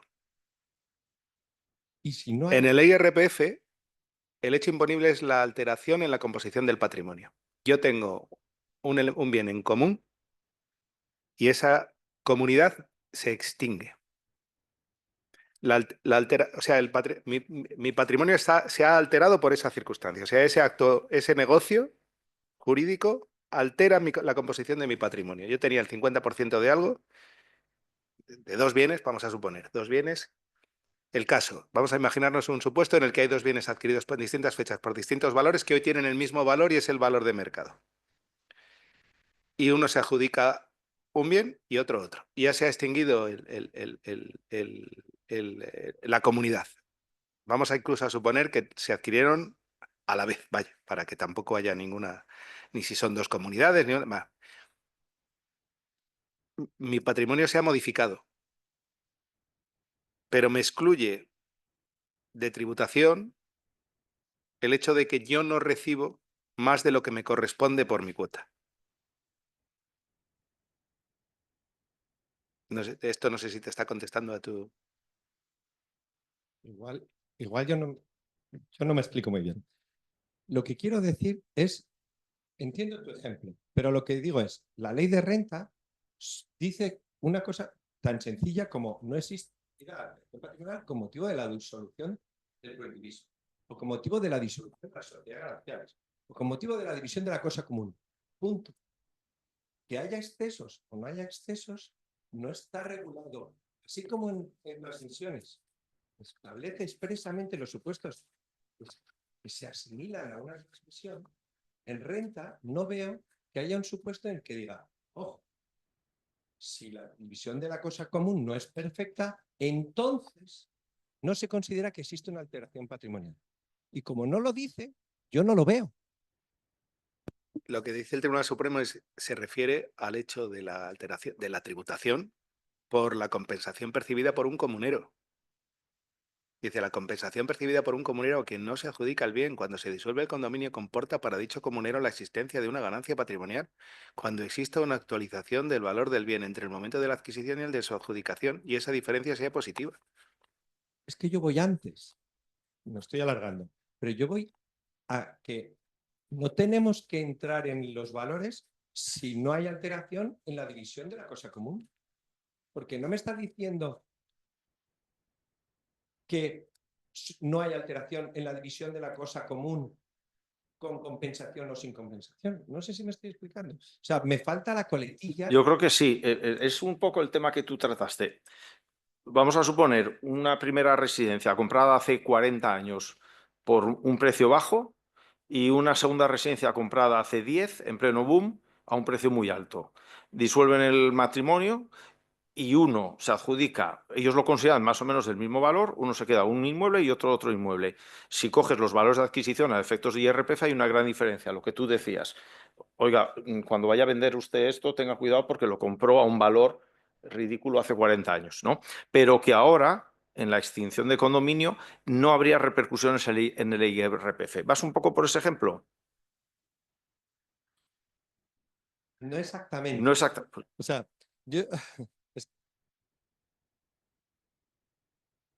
Claro, yo pregunto por IRPF, porque yo me voy al texto de la ley y si el acto que estoy haciendo es una división de una sociedad de gananciales, ya está. ¿Admitimos que estoy haciendo una disolución de las sociedades gananciales? Sí. ¿Hay diferencias? Vale. Pero el acto en sí es el mismo. Entonces, hemos creado, en mi opinión, una teoría sobre que la disolución de las sociedades gananciales no tributa solamente si empatas perfectamente con los bienes que hay dentro. En el momento en que el empate no es perfecto, ya no estoy dentro de la disolución de las sociedades gananciales, estoy en otra cosa. Y eso yo en la ley no lo acabo de ver. Pero hemos admitido que es así. Sí, si me permites, efectivamente, en la práctica, al final, estamos intentando siempre hacer dos lotes exactamente iguales y tú has criticado, Estefanía, la doctrina esa del Tribunal Supremo y Máximo Juárez viene precisamente a decir, oiga, cuando estemos en el caso de la disolución del matrimonio, el 32.2 o 3 del reglamento, no hay que fijarse tanto en la compensación, sino en el carácter oneroso. Usted se lleva un inmueble, usted se lleva otro, pues da lo mismo que haya diferencia. Efectivamente, no hay que compensar esa diferencia y no debe tributar esa diferencia, que es un poco lo que tú dices. No debemos de tener que confundir la compensación con el carácter oneroso. Con lo cual, lo que tú estás diciendo, yo estoy de acuerdo también con ello. Y este compañero que ha escrito, también. Pero en ese caso, disolución de matrimonio. No nos vayamos a otros a otras disoluciones de condominio. Gracias. Nada. Bueno, pues creo que no hay ninguna otra pregunta más ni en la sala ni en virtual. Con lo cual, bueno, pues agradecer de nuevo a los dos ponentes, que ha sido una tarde intensa. Creíamos que íbamos a resolver dudas. Yo creo que hemos resuelto unas cuantas, Fernando. Aunque hayas dejado ahí al final las contradicciones, pero el problema es que al final nos encontramos como ciudadanos y nosotros concretamente también como profesionales, asesores, notarios, con que nunca podemos dar una certeza a nuestros clientes. Entonces esta materia al final nos genera esa intranquilidad. Pero bueno, agradecer en todo caso vuestro maravilloso trabajo y ponencia y espero contar con vosotros para otra en breve. Muchas gracias.